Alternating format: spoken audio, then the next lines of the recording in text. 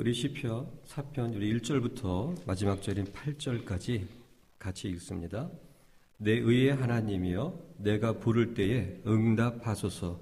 곤란 중에 나를 너그럽게 하셨사오니 나를 긍휼히 여기사 나의 기도를 들으소서. 인생들아 어느 때까지 나의 영광을 변하여 욕되게 하며 허사를 좋아하고 괴유를 구하겠는고. 셀라. 여호와께서 자기를 위하여 경건한 자를 택하신 줄 너희가 알지어다. 내가 부를 때에 여호와께서 들으시리로다. 너희는 떨며 범죄치 말지어다. 자리에 누워 심중에 말하고 잠잠할지어다. 셀라. 의의 제사를 드리고 여호와를 의뢰할지어다. 여러 사람의 말이 우리에게 선을 보일 자 누구뇨 하오니 여호와여 주의 얼굴을 들어 우리에게 비추소서. 주께서 내 마음에 두신 기쁨은 저희의 곡식과 새 포도주의 풍성할 때보다 더하니이다.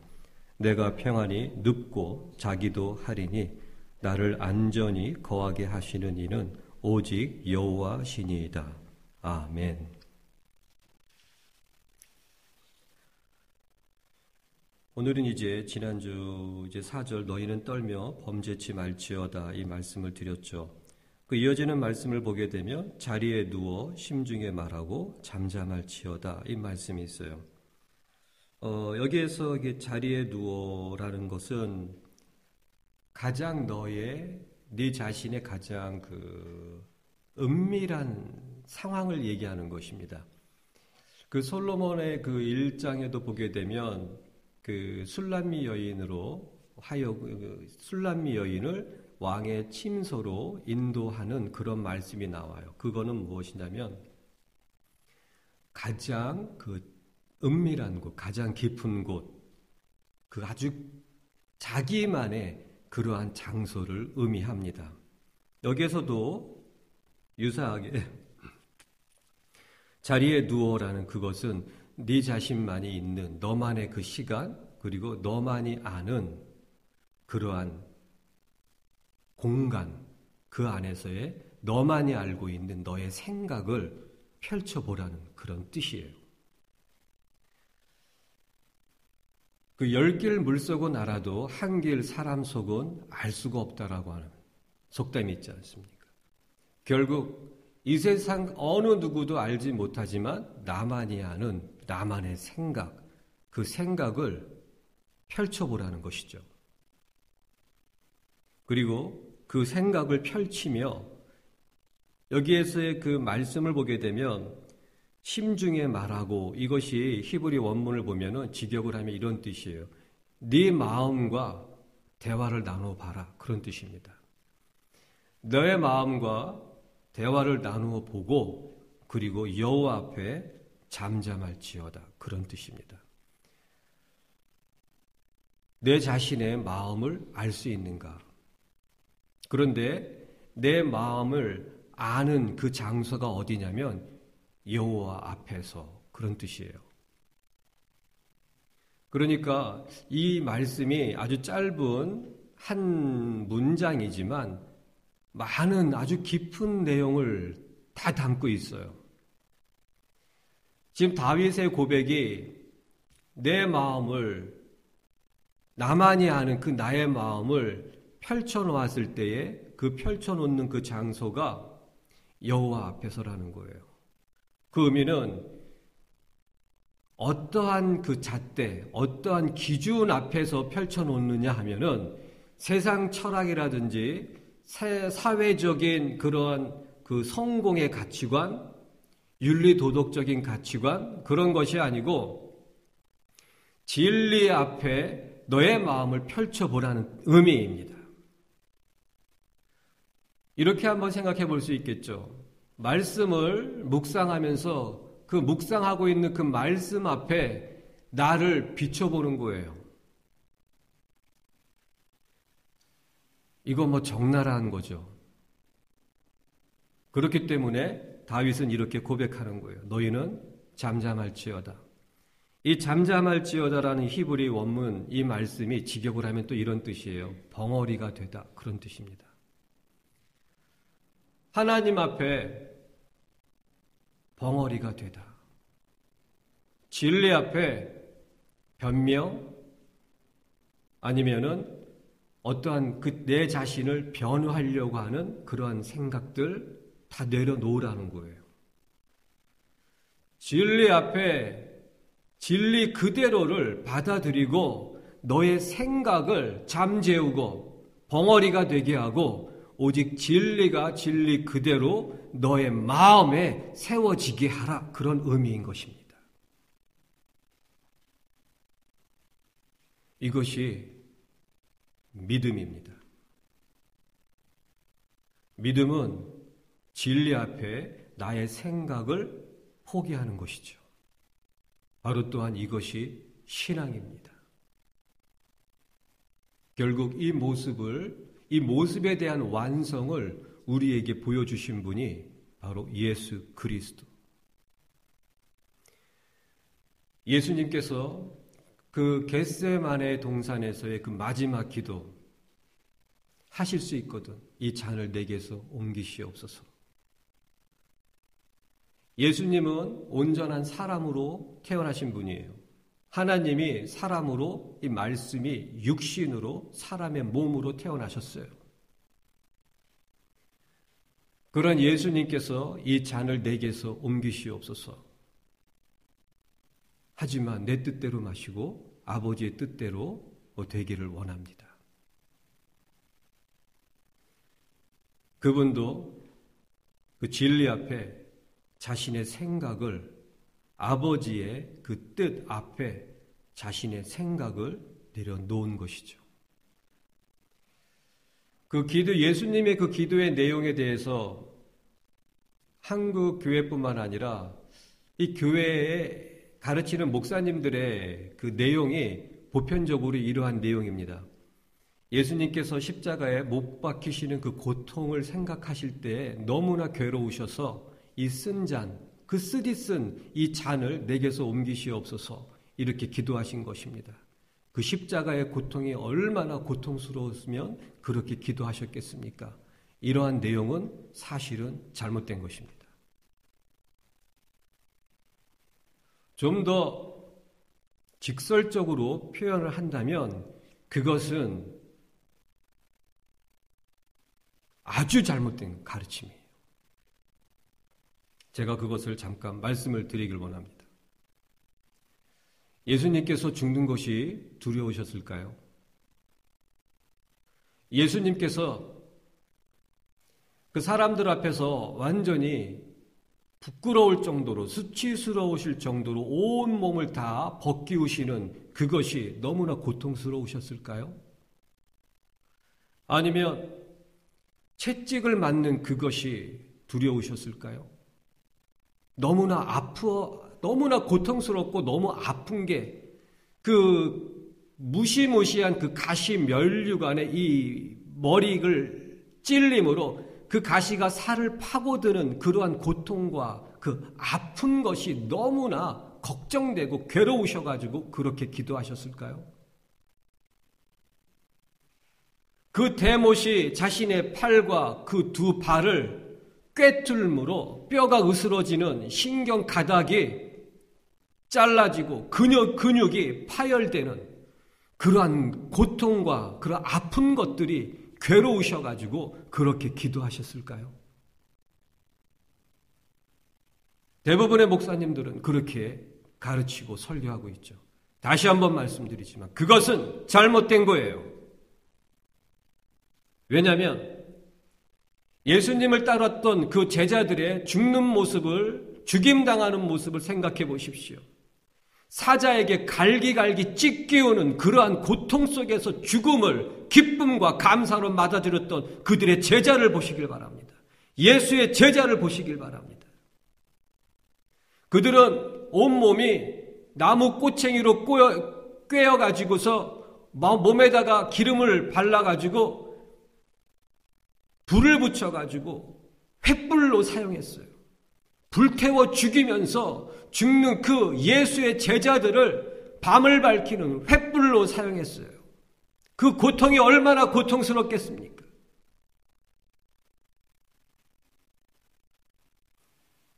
하지만 그들은 그러한 고통을 두려워하지 아니하고 오히려 찬양하고 감사하고 벅찬 감격으로 그 죽음을 기뻐하며 받아들였단 말입니다. 왜냐하면 그들에게는 부활이 있었기 때문입니다. 죽음은 끝이 아니에요. 진정한 영원한 삶의 시작인 것이죠. 그러한 역사적인 증거들을 보았을 때에 예수님께서 과연 그 겟세마네의 기도가 그러한 죽음에 대한 고통 때문에 그렇게 기도하셨을까요? 아니란 말입니다. 그러면 왜 그렇게 기도하셨을까요? 바로 예수님께서 십자가에서 죽으시면서 보통 가상치론 7개의 말씀을 하셨다는 그 의미죠. 그 중에 이런 말씀이 있어요. 엘리 엘리 라마 사박다니. 아버지여 아버지여 어찌하여 나를 버리셨나이까. 아버지로부터 버림받는 그것이 몸이 찢어지고 살을 파고드는 가시의 고통과 그 대못의 고통보다 더 고통스러운 것이었습니다. 어찌하여 나를 버리셨나이까. 아버지로부터 버림받는 것. 예수는 영원 전부터 아버지와 단 한 번도 떨어지신 적이 없어요. 이 땅에 오실 때에도 성령 하나님께서 함께 하심으로 아버지와 함께 하셨어요. 예수님의 그 사람의 인간의 그 삶에서도 하나님 아버지께서 함께 하셨어요. 그런데 십자가에서 죽임을 당하는 그 순간 아버지는 그 아들을 찢으시고 부서뜨리시고 내어 버리셨어요. 아버지로부터 버림받는 그것이 너무나도 고통스러우셨기 때문에 그러한 기도를 하신 것입니다.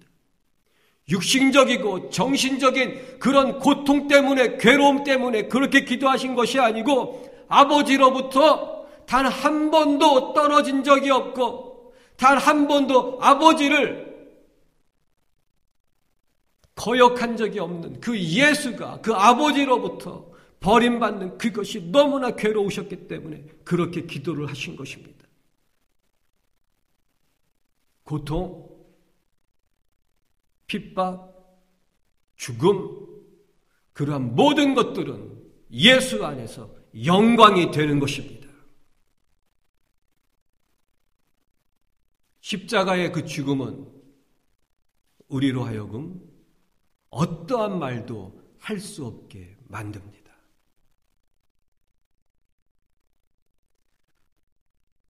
우리가 이 세상을 살면서 잘하는 것이 있습니다. 그게 무엇이냐면 죄 짓는 거예요. 죄 짓는 건 안 가르쳐도 잘합니다. 그리고 할수록 계속 능숙해집니다. 그러한 우리에게 과연 구원이라는 것이 있을 수 있겠습니까? 말도 안 되죠. 결국 우리라는 존재, 나라고 하는 그 존재는 삶이 죄 범벅이고 그리고 그 결과는 지옥으로 정해져 있어요. 그러한 나에게 십자가가 들어온 것이죠. 이 죄를 떨쳐버릴 수도 없고 이 죄를 씻어낼 수도 없고 이 죄를 용서받을 수 없는 나에게 예수 그리스도의 십자가가 들어온 거예요. 그 십자가 앞에 무슨 말을 할 수 있단 말입니까? 그 십자가 앞에 나의 그 모든 죄를 짊어지시고 나 대신 죽어주시고 나 대신 하나님 아버지로부터 버림을 받으셨던 그 예수가 못 박히신 그 십자가 앞에 나라는 존재를 어떻게 내세울 수 있단 말입니까?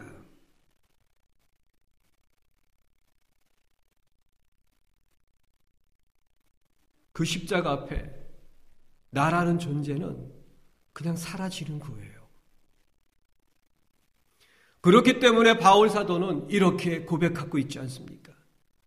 내가 예수 그리스도와 함께 십자가에 못 박혔나니 이제 오직 내 안에 그리스도께서 사신 것이라. 그 십자가가 있다면 나는 이미 죽었기 때문에 내 안에 그리스도께서 사시는 거예요. 그것이 신앙이고 바로 그것이 믿음입니다. 십자가가 있다면 내가 있을 수가 없어요. 그 십자가가 있다면 내 안에 이 세상에 예수를 제외한 그 어떠한 것도 내 안에 있을 수가 없어요. 오직 예수만 있을 뿐입니다. 그리고 그렇게 될 수밖에 없어요. 십자가가 있다면 어떤 사람들은 예수를 믿는데 자식들의 그런 미래를 위해서 예수를 믿는 사람이 있어요. 그 자녀들의 미래를 위해서 교회에 나오는 사람들이 있어요. 그 사람에게는 십자가가 없기 때문에 그 마음 안에 자녀가 있는 거예요. 내 안에 그리스도가 계시고 그 그리스도의 성품으로 그 자녀를 품어야 되는 것입니다. 십자가가 없이 그리스도가 없이 내 마음으로 자녀를 품는 그 마음은 결국에는 세상적인 성공을 그 자녀들이 누리길 원하는 것뿐인 것입니다. 세상이 들어와 있으면 그것은 절대 구원에 이를 수 없어요. 십자가는 무엇입니까? 세상을 못 박는 장소예요. 바울 사도가 예수 그리스도로 말미암아 세상이 나에 대하여 십자가에 못 박혔으며 나도 또한 그러하도다. 다윗이 이 시편의 다윗의 고백은 제가 이미 말씀드린 것과 같이 아주 노년의 고백입니다. 다윗의 시편의 말씀을 쭉 다 읽어보고 묵상해 보면은 다윗은 예수를 만난 사람이에요. 여호와께서 내 주께 이르시기를 이런 말씀들이 나와요. 그것은 무엇이냐면 다윗이 그러니까 하나님 아버지와 그리고 말씀이신 하나님 그리고 성령 하나님을 그는 알았던 거예요. 하나님께서 이 다윗에게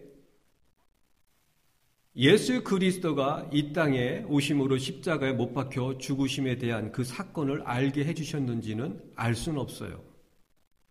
하지만 이 다윗은 그 하나님께서 이 세상을 분명히 구속해 주실 것을 알았습니다. 다윗은 이 말씀을 통해서 여호와 앞에 잠잠해야 된다고 고백하고 있는 것입니다. 오직 진리만이, 오직 예수만이, 오직 하나님만이 너의 마음에서, 너의 생각에서, 너의 성품에서 생명이 되게 하라는 뜻이에요. 세상적인 성공이 너의 성품에서 너의 마음에서 생명이 되면 안 되는 것이다. 심지어 너의 자녀까지도 너의 생명까지도 너의 성품과 너의 생각 안에서 기준이 되면 안 되는 것이다. 오직 하나님, 여호와, 진리만이 너의 생각과 성품에서 생명이 되고 기준이 되어야 된다고 말하고 있는 것입니다. 그것이 다윗이 우리에게 말하고 있는 거예요. 그의 이 죽음을 멀리 앞두지 않은 그런 상황에서 뒤돌아보았을 때에 다윗이 우리에게 이렇게 조언을 해주고 정말 금과 같은 말씀을 우리에게 남겨주신 거예요. 너희가 자리에 누워서 심중에 말하고 잠잠할지어다. 너의 마음을 하나님 앞에서 다 펼쳐놓아라. 그리고 하나님과 맞지 않는 것, 진리와 맞지 않는 것, 그런 모든 것들을 다 벙어리가 되게 하고 입을 다물게 하고 잠잠케 함으로 오직 예수 그리스도만, 진리만 너의 마음 안에서 성품과 생명과 기준이 되게 하라. 이것이 바울 사도가 고린도 후서 10장에 말씀하고 계시는 영적 전쟁의 결론이에요. 우리가 육체에 있어 행하나 육체대로 싸우지 아니하나니 우리의 싸우는 무게는 육체에 속한 것이 아니요 오직 하나님 앞에서 견고한 진을 파하는 강력이라. 하나님 앞에 있으면 그것 자체가 견고한 진을 파하는 강력한 힘이 되는 것입니다. 우리가 견고한 진을 파하는 것이 아니에요. 하나님 앞에만 가면, 그저 여호와 하나님 진리 앞에만 서기만 하면 그 진리가 우리 안에 세워져 있는 모든 견고한 진을 파하는 거예요. 우리는 오로지 한 가지. 그렇기 때문에 나의 멍에는 쉽고 지기에 가볍다고 말씀하고 계시는 거예요. 우리는 단 한 가지만 하면 되는 거예요. 진리 앞으로 나아가는 거예요. 진리를 바라보는 거예요. 예수만을 갈망하는 거예요. 이거 하나면 되는 거예요. 하나님께서 아담과 하와를 창조하시고 그들에게 주신 계명은 단 한 가지뿐입니다. 선과 악을 알게 하는 그 실과를 먹지 말아라, 그것이죠. 먹지 말아라, 그 선악과를 먹지 말아라, 먹으면 정녕 죽으리라라고 하는 이 진리 하나만 바라보게 하신 거예요. 그거 하나만 하면 되는 거였어요. 지금 이 시대도 동일합니다. 우리의 구원을 지키고 하나님께서 주신 그 의를 지키는 것 단 한 가지만 하면 되는 거예요. 오직 진리만을 기뻐하고 오직 진리만을 구하고 날마다 진리 앞으로 나아가는 거예요. 그거 하나예요. 예수님도 마찬가지예요. 자신의 생각이 있었지만 그 아버지의 뜻 앞에 자신을 나아감으로 그 하나님의 뜻을 붙잡는 거예요. 아버지로부터 버림받는 그것이 너무나 괴롭습니다. 하지만 아버지 뜻을 붙잡습니다. 아버지의 뜻대로 이루어지기를 원합니다.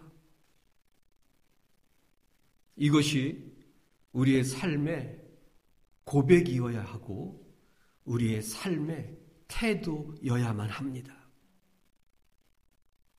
저 역시 많은 생각들이 막 쏟아져 들어올 때가 있어요. 이 마귀들이 생각을 막 뿌리는 거를 압니다. 과거에는 그것이 다 제 생각인 줄 알고 그것이 좋은 생각인 줄 알고 막 붙잡으면서 그렇게 막 사역 같은 것들을 펼쳐나갔죠. 그런데 너무나 감사하는 그것은 하는 것마다 하나도 된 것이 없었어요. 얼마나 감사한지 모릅니다. 제가 가끔 그렇게 말씀을 드리죠. 어쩜 하는 일마다 그렇게 안 될 수 있을까? 그것이 너무나 감사한 거예요. 하나님이 나를 그렇게까지 끝까지 붙잡아 주셨구나. 다윗이 시편 37편에 이렇게 고백하고 있죠. 우리가 넘어질지라도 아주 엎드려지지 아니하나니 여호와의 손이 붙잡고 계심이니라. 우리가 넘어지고 쓰러지고 자빠지고 미끄러지고 그래요. 하지만 그래도 진리로 살기 위해서 몸부림치는 거예요. 성령님께서 그 마귀가 뿌려대는 생각들을 막아주시고 마귀가 펼쳐놓은 여러 가지 시험과 유혹들을 막아주시고 그렇기 때문에 성령님께서 결국엔 그 진리가 결국엔 우리를 붙잡고 가는 거예요. 술람미 여인이 그 솔로몬 왕을 찾고자 했을 때에 wrong place, 너무 잘못된 곳에서 찾고 있었어요. 왕은 광야에 있었는데 이 술람미 여인은 그 왕을 성 안에서 찾고 있었어요. 그럴 때 왕이 그녀에게 와서 그녀의 손을 붙잡고 광야로 데려가시는 거예요.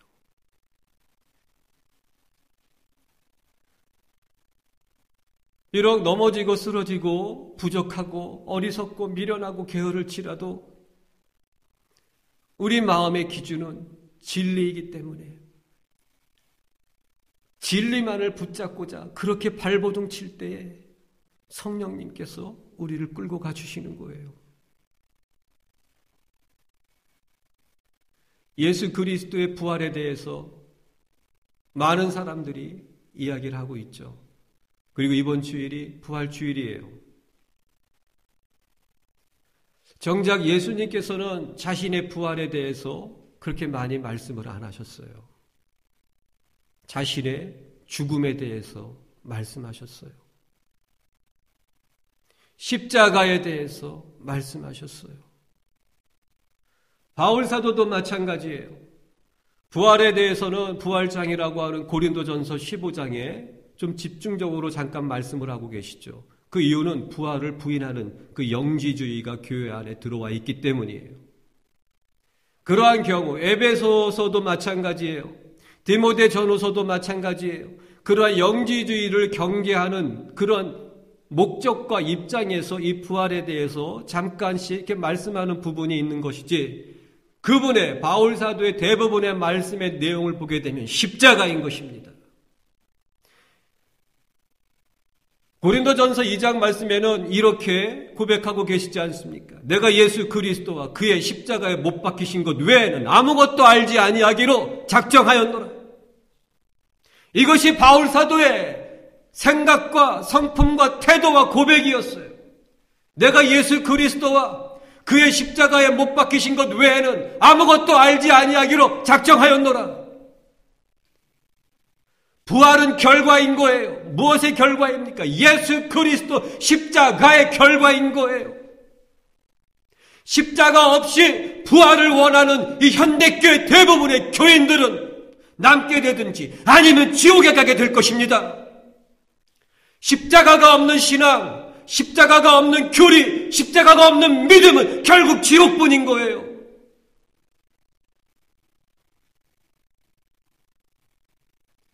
이러한 세대를 향하여서 다윗은 이렇게 경고하고 있는 거예요. 너희는 떨며 범죄치 말지어다. 자리에 누워 심중에 말하고 잠잠할지어다. 너의 인간적인 생각, 세상에 섞여 있는 생각, 축복과 번영과 문제 해결과 자녀들의 부유하고 편안한 미래를 성공을 보장받기를 원하는 그런 생각들 잠잠하게 하고 벙어리가 되게 하고 말하지 못하게 하고 오직 여호와 하나님만이 너의 마음과 생각에서 생명과 기준과 힘이 되게 하라 되라고 말씀하고 계시는 거예요. 그거 한 가지예요. 그거 단 한 가지뿐입니다.